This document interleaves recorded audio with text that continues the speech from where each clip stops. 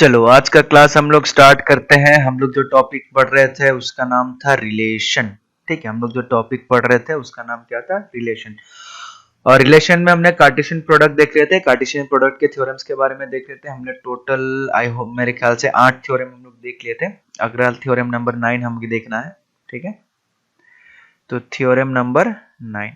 ठीक है, theorem number 9 हमें ये बताता है कि let A and B two non empty sets. ठीक है, let A and B two non empty sets. ठीक है, let A and B two non empty sets having n elements. ठीक है, ध्यान से देखना, having n elements in common, यानी कि दोनों सेट में जो n नंबर यानी कि कुछ नंबर है, जो कुछ नंबर एलिमेंट है वो क्या है? कॉमन है। देन प्रूव दैट मैं पीटी लिख दे रहा हूं, हमें प्रूव करना है। Then prove that A cross B and B cross A have n square elements in common। ठीक है, बोलने का मतलब यह, मैं एक बार समझा देना चाहूंगा क्वेश्चन को। ठीक है, हमें बोला गया है, मान लो हमारे पास दो सेट है ए और बी, इसमें भी हमारा 5 एलिमेंट है, इसमें मान लो हमारा टोटल 10 एलिमेंट है। ठीक है, टोटल इसके अंदर 10 एलिमेंट है, इसके अंदर टोटल 12 एलिमेंट है, जिसमें से दोनों में क्या है? 5 एलिमेंट कॉमन है। 5 एलिमेंट ऐसा है जो ए में भी प्रेजेंट है, बी में भी प्रेजेंट है। ठीक है, क्वेश्चन बोला गया अगर ऐसा होता है तो ये चीज बताओ कि ए क्रॉस बी और बी क्रॉस ए जब निकालेंगे, इसमें जो दोनों का कॉमन एलिमेंट आएगा वो 5 का स्क्वायर होना चाहिए। ठीक है, इसमें जो दोनों का कॉमन एलिमेंट आएगा वो 5 का स्क्वायर होना चाहिए, ये चीज बोला गया। ठीक है, फिर से एक बार समझा रहा हूं। मान लेते हैं हमारे पास ए पे टोटल एलिमेंट है 10, बी पे टोटल एलिमेंट है 12 और 5 एलिमेंट, 10 में से 5 एलिमेंट और 12 में से 5 एलिमेंट, दोनों का क्या है? 5-5 एलिमेंट कॉमन है, यानी कि सेम एलिमेंट है। ऐसा एलिमेंट है जो ए में भी है और बी में भी है। ठीक है, इस टाइप का है। अगर ऐसा सिचुएशन कहीं पे बनता है, उस केस में अगर हम ए क्रॉस बी और बी क्रॉस ए निकाले तो उन दोनों में जो कॉमन नंबर ऑफ एलिमेंट्स आएगा वो 5 स्क्वायर है, यानी कि इसमें भी 25 आएगा और इसमें भी 25 नंबर ऑफ एलिमेंट्स क्या आएगा? कॉमन आएगा। ये चीज हमें क्या करना है? प्रूव करना है। ठीक है, तो ये चीज प्रूव करने के लिए हम क्या करते हैं, ध्यान से देख लेना। इस चीज को हम लोग कैसे प्रूव कर सकते हैं, तो प्रूव करने के लिए चलो हम लोग सबसे पहले प्रूव करते हैं प्रूफ। ठीक है, सबसे पहले प्रूफ करने के लिए हमने एक थ्योरम देखा था, उस थ्योरम का हम लोग ले लेते हैं। हमने एक थ्योरम पढ़ा था, तुम लोग को शायद याद होगा कि A cross B intersection C cross D, अगर ऐसा होता है वो किसके बराबर होता है? A intersection C cross B intersection D. ठीक है, ये बी है। तो ये थ्योरम हमने पढ़ा हुआ था कि A cross B intersection C cross D अगर कहीं पे है तो उसको हम लोग लिख सकते हैं A intersection C cross B intersection D, हम लोग इस तरीके से ऑन लिख सकते हैं। ठीक है, फिर इसके आगे हम लोग क्या लिख सकते हैं, ध्यान से सुनना। मैं क्या लिख दे रहा हूं? A cross B intersection B cross A लिख दे रहा हूं। ठीक है, ए क्रॉस बी इंटरसेक्शन, इसी थ्योरम को यूज करके। अब उसमें सी क्रॉस डी होता था, बट हमें इस बार क्या यूज करना है? हमें ए क्रॉस बी और बी क्रॉस ए यूज करना है। ठीक है, तो ये तो हमारा थ्योरम था। ठीक है, ये तो हमारा थ्योरम था, ये हमारा कोई क्वेश्चन का पार्ट नहीं है, ये हमारा थ्योरम था। तो इस थ्योरम को हमने याद कर लिया कि ये हमारा थ्योरम हुआ करता था। ठीक है, और हमें जो चीजें फाइंड आउट करना है वो ए क्रॉस बी और बी क्रॉस ए में फाइंड आउट करना है। ये चीज बोला गया जो कॉमन एलिमेंट है। तो दो सेट की जरूरत होता है बस, दो सेट, चाहे A cross B cross A हो, चाहे A cross B C cross D हो, फर्क नहीं पड़ता। हमें इस बार क्वेश्चन में ए क्रॉस बी और बी क्रॉस ए दिया हुआ है, तो हमने ए क्रॉस बी और बी क्रॉस ए ले लिया। ठीक है, सी क्रॉस डी की जगह बी क्रॉस ए ले लिया। अगर कहीं पे ऐसा सिस्टम आता है तो उस हिसाब से हमारे पास इधर कितना आएगा? ए क्रॉस सी होता था, तो इधर ए इंटरसेक्शन सी होता था, तो ए इंटरसेक्शन सी आ जाता है, इधर ए इंटरसेक्शन बी आ जाएगा, ए इंटरसेक्शन बी। ठीक है, इनटू अब अगला B intersection D, B intersection D मतलब ये बी और ये डी, यानी कि ये बी और ये बी इंटरसेक्शन ए। ठीक है, हमें पता था कि बी इंटरसेक्शन ए और ए इंटरसेक्शन बी सेम चीज होता है, तो A intersection B cross A intersection B भी हम इसको लिख सकते हैं। ठीक है, तो A cross B intersection B cross A. ठीक है, अब ध्यान से सुनना, A cross B intersection B cross A का मतलब क्या हो गया? A cross B intersection B cross A का मतलब हो गया, सबसे पहले A cross B intersection B cross A. Intersection लेने का मतलब क्या है? दोनों के बीच में जो कॉमन एलिमेंट है उसकी बात किया जा रहा है। इंटरसेक्शन का मतलब क्या हो गया? दोनों के बीच में जो कॉमन एलिमेंट्स है उसकी बात किया जा रहा है। ठीक है, तो ए क्रॉस बी और बी क्रॉस ए में जो कॉमन एलिमेंट है वो इसमें आ जाएगा। ठीक है, अब वो इसमें आ जाएगा, वो किसके बराबर हो रहा है? A cross B intersection A cross sorry A intersection B cross A intersection B, ये आ गया। ठीक है, अगर A intersection B cross A intersection B, इसमें क्या आएगा? ए इंटरसेक्शन बी में नंबर ऑफ कॉमन एलिमेंट कितना है? n है। ए इंटरसेक्शन बी में नंबर ऑफ कॉमन एलिमेंट कितना है? n है। ठीक है, अब एक चीज ध्यान से पढ़ो कि ए क्रॉस बी का अगर मैं नंबर ऑफ एलिमेंट निकालना है, number of element n of A cross B, वो किसके बराबर होता है? n ऑफ किसके बराबर होता है? n of a cross n of b, यानी कि दोनों का क्या हो जाता है? मल्टीप्लाई हो जाता है। अगर दोनों का मल्टीप्लाई हो जाता है तो उस हिसाब से इसका भी n एलिमेंट आ रहा है, इसका भी n एलिमेंट आ रहा है, तो टोटल नंबर ऑफ एलिमेंट इसमें कितना आ जाएगा? n स्क्वायर आ जाएगा। n into n equal to n square आ जाएगा। ठीक है, ये रिलेशन का कार्टेशियन प्रोडक्ट का स्टार्टिंग में पढ़ा चुका हूं, ये फॉर्मूला उसी का हमने यूज कर लिया। ए और बी दिया हुआ था, ए और बी की जगह ए इंटरसेक्शन बी दिया हुआ है। अब ए इंटरसेक्शन बी मतलब क्या होता है? ए और बी में कॉमन एलिमेंट, ए और बी में कॉमन एलिमेंट कितना है? n है। ए इंटरसेक्शन बी मतलब क्या होता है? ए और बी के बीच में कॉमन एलिमेंट, ए और बी के बीच में कॉमन एलिमेंट कितना है? n है। ठीक है, चलो इसको वीडियो को पॉज करो, फटाफट नोट करो, हमारे पास एक आखिरी थ्योरम है, उसको हम लोग देखेंगे और इस थ्योरम को खत्म करेंगे।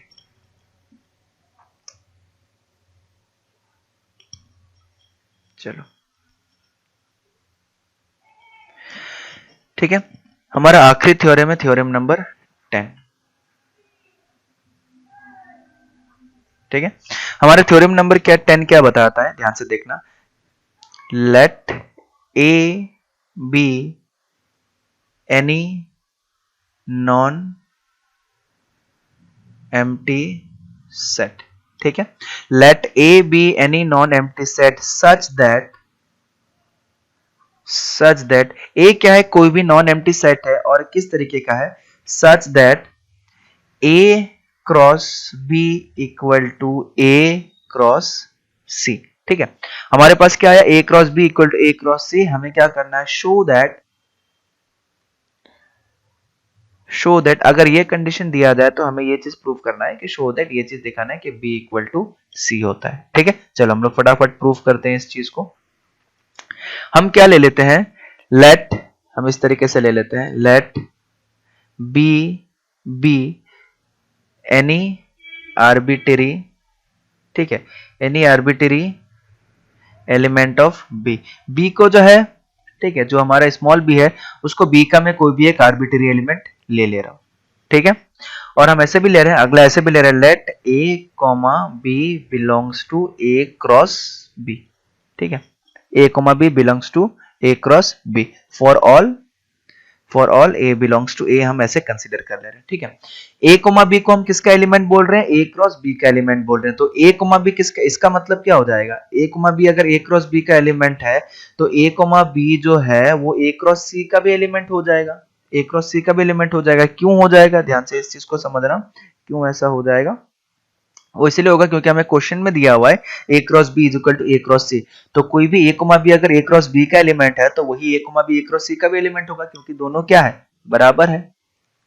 ठीक है, और ये हम लोग किसके लिए कर रहे हैं? For all a belongs to A, जहां पे स्मॉल ए जो है हमेशा किसका एलिमेंट रहेगा? ए का एलिमेंट रहेगा। तो ऑब्वियस सी बात है, अगर हम कार्टेशियन प्रोडक्ट कर रहे हैं, स्मॉल वाला ए अगर ए का एलिमेंट है तो ऑब्वियसली बी वाला एलिमेंट किसका एलिमेंट होगा? सी का एलिमेंट होगा, तो बी बिलोंग्स टू सी हो गया। ठीक है, ये भी हमने इंप्लाइज ले लिया, बी बिलोंग्स टू क्या हो गया? सी हो गया। अगर बी बिलोंग्स टू सी हो गया तो ध्यान से सुनना, बी बिलोंग्स टू सी हो गया, बड़े ध्यान से सुनने की कोशिश करना। अगर b बिलोंग्स टू हमारा c हो गया 10, हमें क्या पता चल रहा है? और b किसका एलिमेंट है? b बिलोंग्स टू b का भी एलिमेंट है, तो इस हिसाब से हम इस तरीके से बोल सकते हैं कि b is a subset of c। ठीक है, b is a subset of c।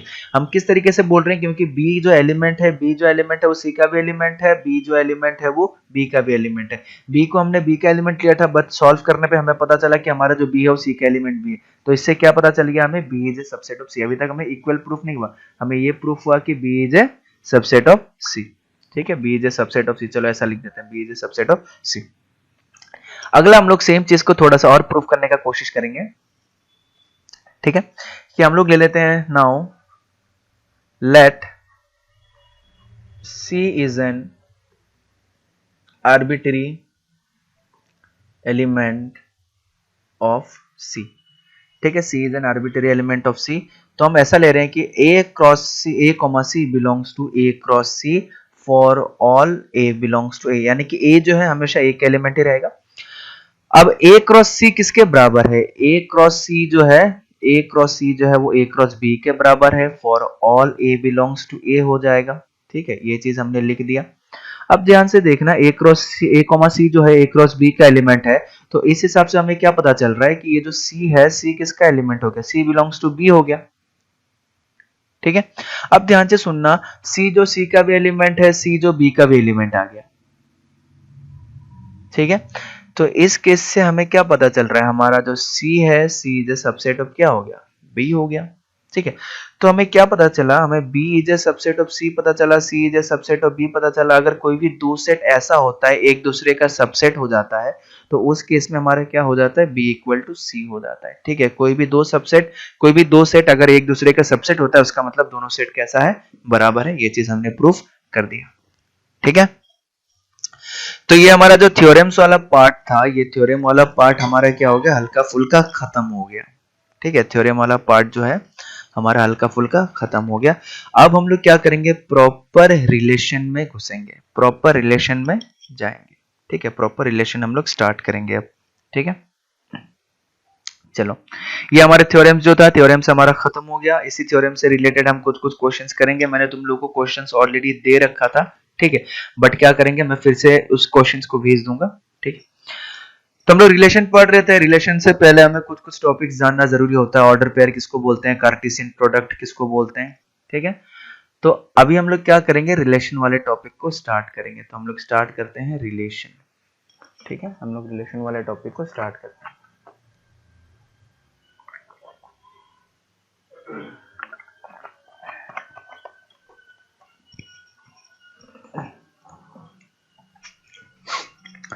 चलो, सबसे पहले रिलेशन का मतलब समझते हैं। रिलेशन का जो मतलब होता है, ध्यान से सुनना, रिलेशन मतलब वही संबंध का ही होता है कि किसी भी दो चीज को हम किस तरीके से रिलेट कर सकते हैं। ठीक है, मैं चलो ऐसा ले रहा हूं कि मैं ऐसा लिख रहा हूं, A is a father of B. ठीक है, ए और बी दोनों के बीच में मैंने एक रिलेशन बताया। ठीक है, ए और बी दोनों के बीच में मैंने क्या किया? एक रिलेशन बताया। ठीक है, और वो रिलेशन क्या है? Is a father of. और वो रिलेशन क्या है? ध्यान से सुनना, और वो रिलेशन है इज ए फादर ऑफ। अगर मैं दोनों, A is a father of B, और वो जो ए जो है किसका पिताजी है? बी का पिताजी, और दोनों के बीच में क्या रिलेशन है? Is a father of. ठीक है, अब ये जो हमने दोनों के बीच में रिलेशन बताया, A is a father of B, हमारा जो रिलेशन आया वो इज ए फादर ऑफ आया। अब इस पूरे रिलेशन को हम इतना बड़ा नहीं लिख के हम क्या करते हैं? हमेशा एक सिंपल सा आर से, छोटा सा आर से रिप्रेजेंट करा देते हैं, और हम इसको ऐसा लिख देते हैं कि ए आर बी, जहां पे R belongs to is a father of, हमने ऐसा लिख दिया, R belong to is a father of. ठीक है, तो उसका मतलब अगर कहीं पे ए आर बी लिखा हो तो हमें पता चल गया A is a father of B, A is related to B. ठीक है, तो अगर हम ऐसा लिख देते हैं कि सी आर डी, तो इसका मतलब क्या हो जाएगा? आर का मतलब हमने क्या डिफाइन कर रखा था? Is a father of. तो हम इसको लिख सकते हैं C is a father of D. ठीक है, अब ध्यान से सुनना, थोड़ा सा कंफ्यूज हो गया होगा बहुत लोग कि क्या लिख दिया ये। हम सिंपल सा रिलेशन की बात कर रहे हैं। एक रिलेशन हमने लिया है कि A is a father of B. अब इस रिलेशन में ए और बी में जो रिलेशन है, वो रिलेशन क्या है? Is a father of. हमने एक छोटा सा रिलेशन लिया, A is a father of B.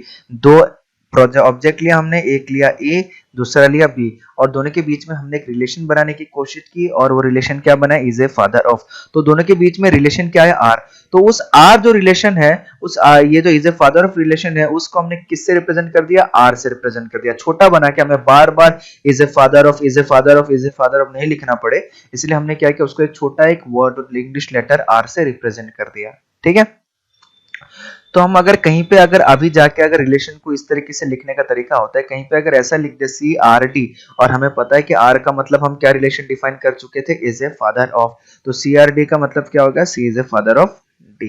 ठीक है। तो चलो ये तो हमने सिंपल सा रिलेशन डिफाइन किया है, बहुत ही छोटा सा। मैथमेटिकल रिलेशन हम कैसे डिफाइन कर सकते हैं इसमें, ठीक है, ध्यान से देखना, ऑब्जर्व करना।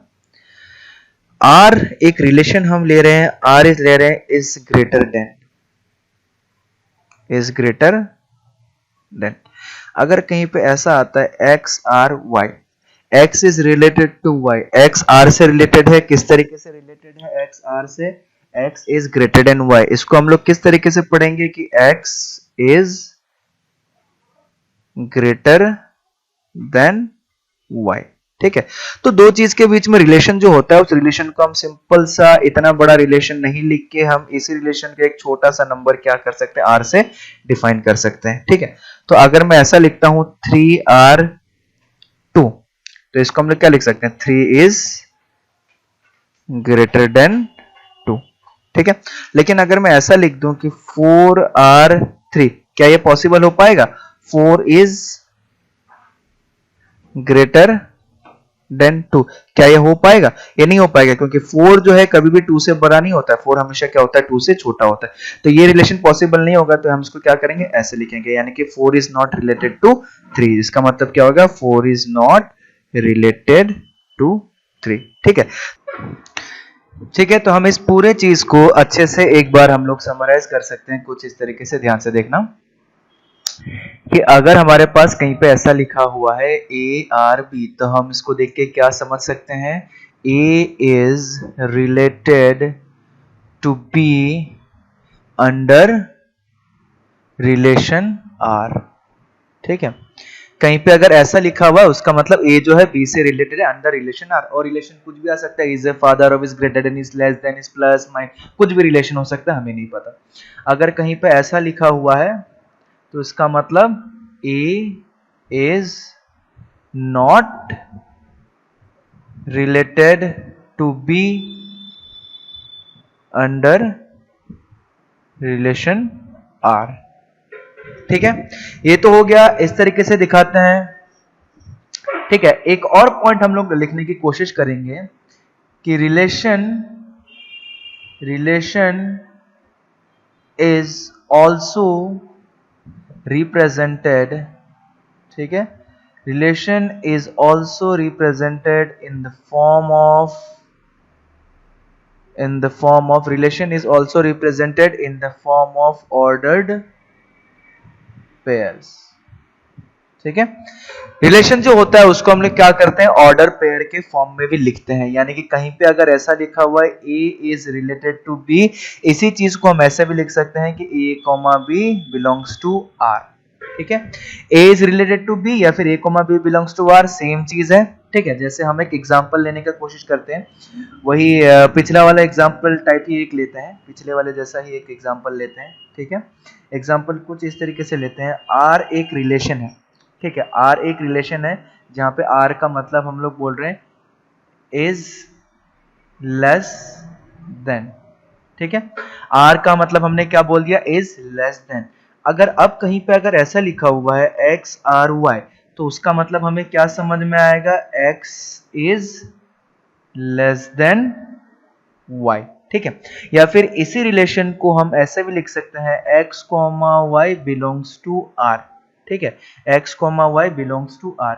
X comma Y belongs to R मतलब क्या हो जाएगा, x comma Y belongs to R, उसका मतलब x is less than y, ठीक है, सेम चीज है, x is less than y, ठीक है। लेकिन हाँ, इस चीज को भी ध्यान रखना, अगर ऐसा लिख दिया जाता है y आर x, तब बदल जाएगा, अब पहले क्या आ जाएगा, y आ जाएगा, अब इसका मतलब हो जाएगा y is less then x। या फिर अगर हम y, x लिखते हैं, अब इसका मतलब बदल जाएगा, इसका मतलब हो जाएगा y is less then x, ठीक है। तो ध्यान से सुनना, मैंने बताया था स्टार्टिंग में, जब हम लोग ऑर्डर पेयर लिखते हैं, ऑर्डर पेयर का अगर हम लोग चेंज कर देते हैं रिवर्स, तो उसका मतलब बदल जाता है, मीनिंग बदल जाता है, तो इसे ध्यान से सुनना। तो जो रिलेशन होता है हमारा, उस रिलेशन को हम लोग किसके फॉर्म में दिखाते हैं, उस रिलेशन को हम लोग क्या करते हैं, ऑर्डर पेयर के फॉर्म में भी हम लोग क्या करते हैं, रिप्रेजेंट करते हैं, ठीक है। तो रिलेशन को हम ऐसे भी दिखाते हैं, तो ऐसे भी समझ में आ जाना चाहिए, रिलेशन को हम ऐसे भी दिखाते हैं, ऐसे भी समझ में आ जाना चाहिए, ठीक है। चलो हम क्या करते हैं, अब रिलेशन का जो मैथमेटिकल डेफिनेशन है, रिलेशन का मैथमेटिकल डेफिनेशन हम लोग लिख लेते हैं कि मैथमेटिकली हम रिलेशन को किस तरीके से क्या डिफाइन करते हैं, ठीक है, चलो मैथमेटिकल डेफिनेशन लिखते हैं। ठीक है, प्रॉपर आते हैं रिलेशन पे। रिलेशन, ठीक है, रिलेशन का मतलब क्या हो जाएगा? Let A and B B two sets. ठीक है, हमने क्या ले लिया? ए और बी को दो सेट ले लिया। देन a relation R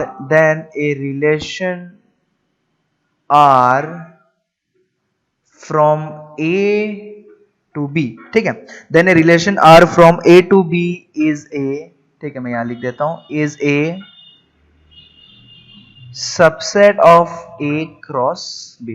अगर A से लेके B तक का रिलेशन की हम लोग बात करें तो वो रिलेशन क्या होगा? Subset of A cross B हो जाएगा। ये कैसे होता है? इस चीज को समझने के लिए हम क्या करते हैं? क्वेश्चन करके देखते हैं। ठीक है, और जो भी रिलेशन होगा, ध्यान से सुनना, जो भी रिलेशन होगा R, यानी कि हमें जो भी रिलेशन होगा, रिलेशन जो होगा हमारा क्या होगा? Subset of A cross B होगा। रिलेशन जो होगा हमारा subset of A cross B होगा। ठीक है, अब रिलेशन को हम लोग क्या कर सकते हैं? सेट बिल्डर फॉर्म में भी लिख सकते हैं। सेट बिल्डर फॉर्म में हम कैसे लिख सकते हैं?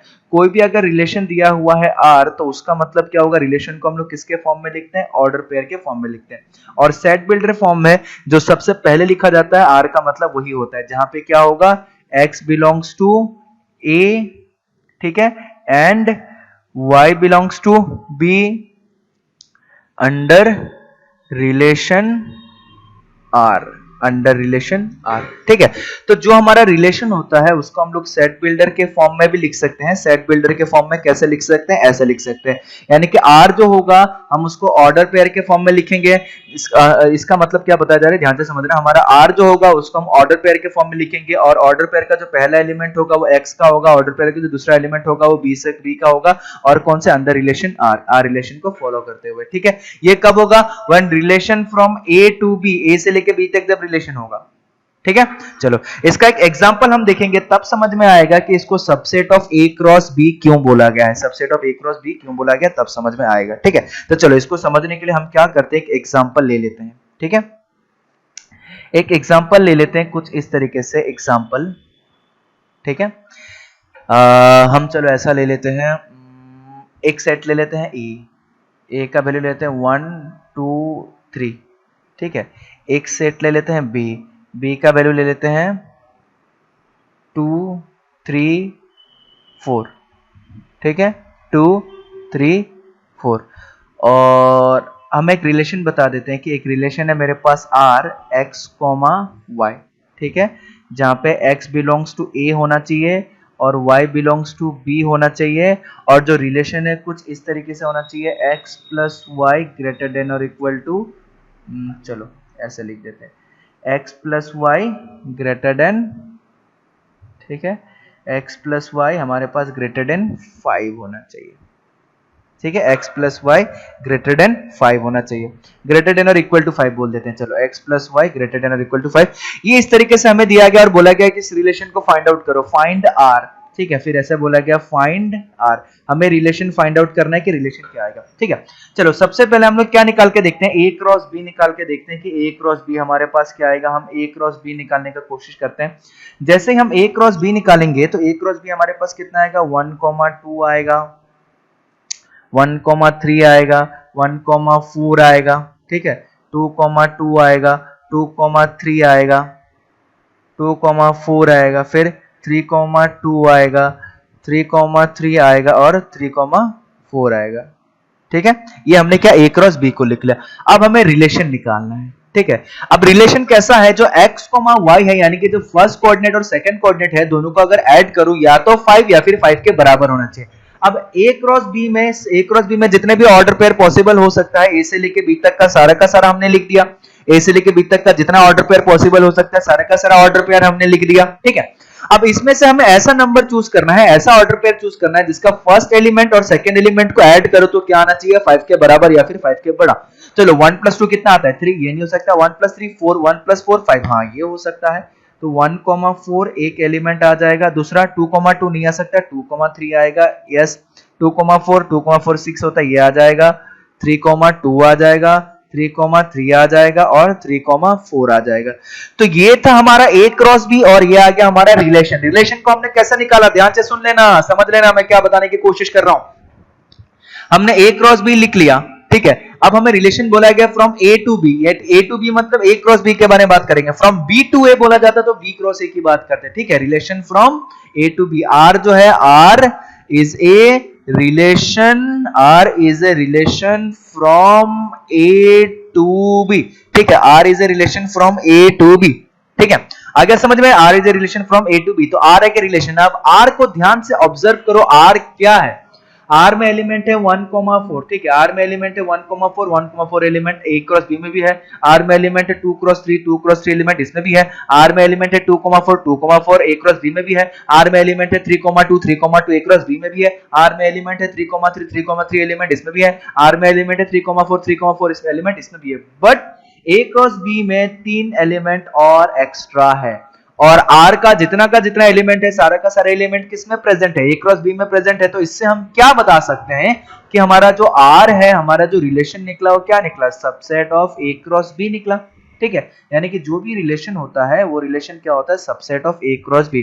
और सबसेट का मतलब क्या है, ये जो R है या तो A क्रॉस B से छोटा होगा या फिर A क्रॉस B के बराबर होगा। ये जो हमारा R है ये A क्रॉस B से छोटा होगा या फिर A क्रॉस B के बराबर होगा। इसके अंदर जो एलिमेंट है या तो हो सकता है सारा का सारा A क्रॉस B जैसा एलिमेंट हो जाए या फिर A क्रॉस B से कुछ कम एलिमेंट हो, लेकिन इसके R में जितना भी एलिमेंट होगा सारा का सारा एलिमेंट A क्रॉस B में भी प्रेजेंट रहेगा। इसी को हम लोग क्या बोलते थे, सबसेट, ठीक है।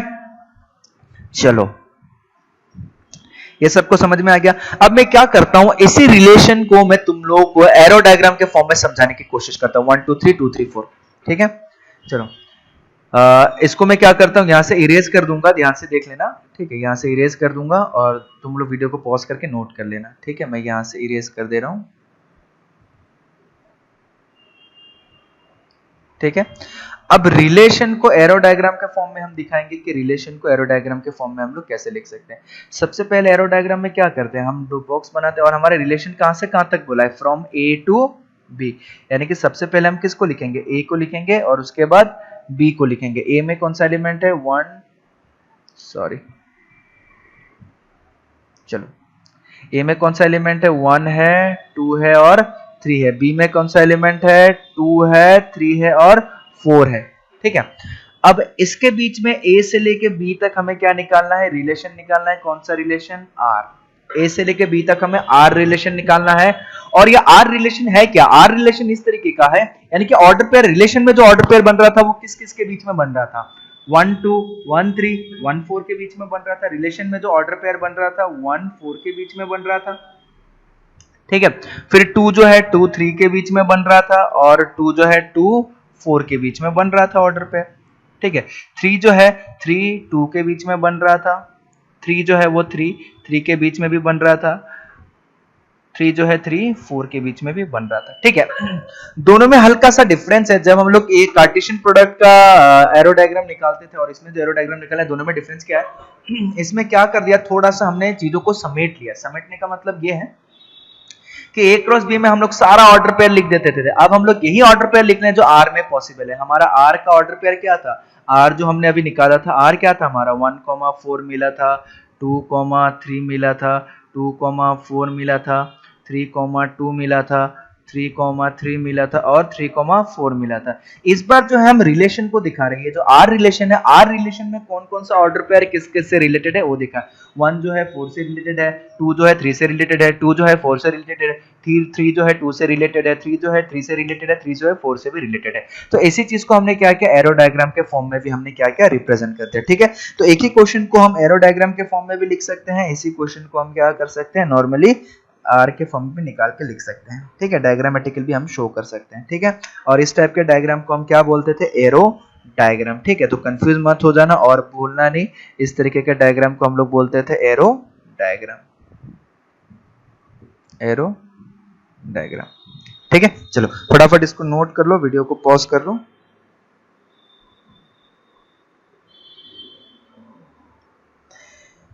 ठीक है, चलो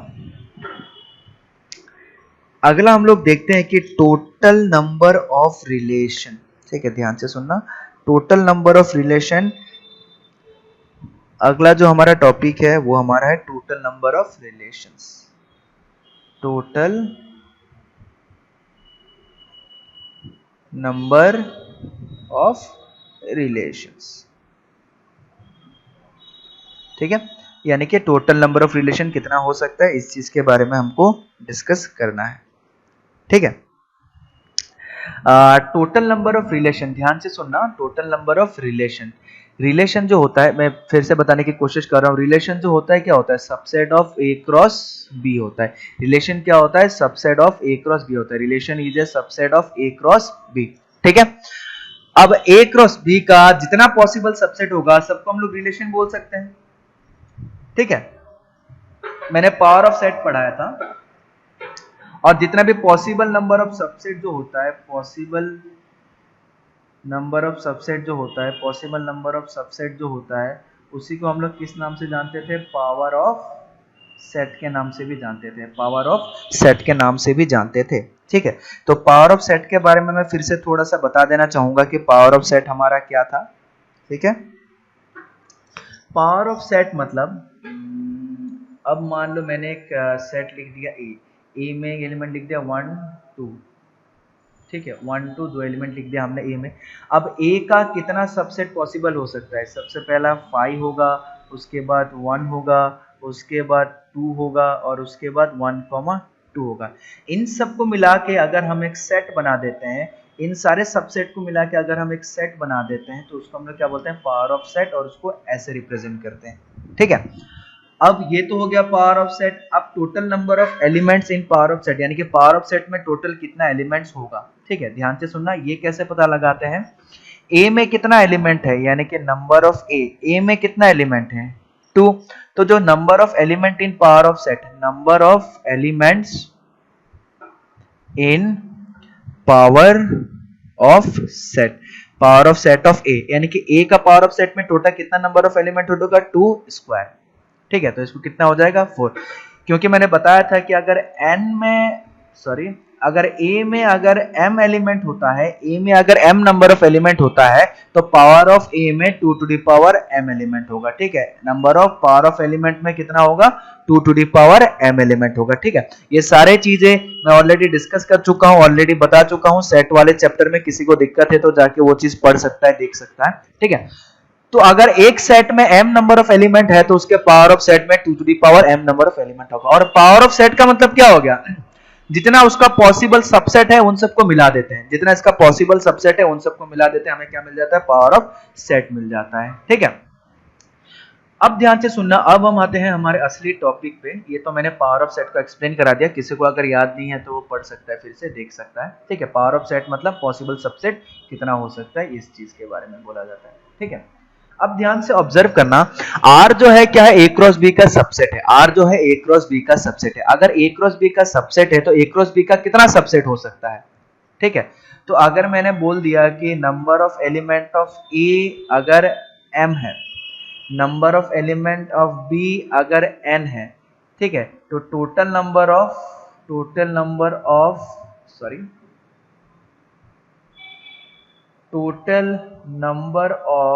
elements in A cross B is, यानी कि n of A cross B equal to कितना आएगा, m into n equal to mn आएगा, ठीक है।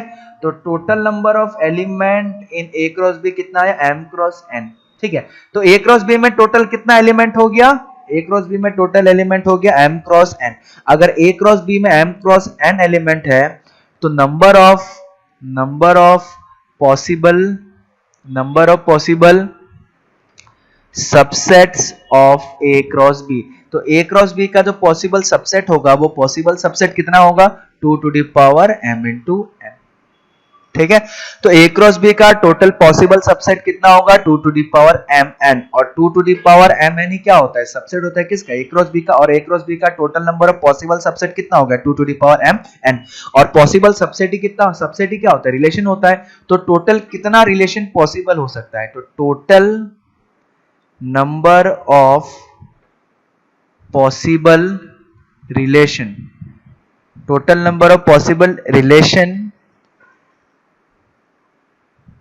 इज हम क्या लिखेंगे 2 to the power mn, where जहां पे n of a is equal to कितना है m है, n of b is equal to n है और relation is a subset of a cross b।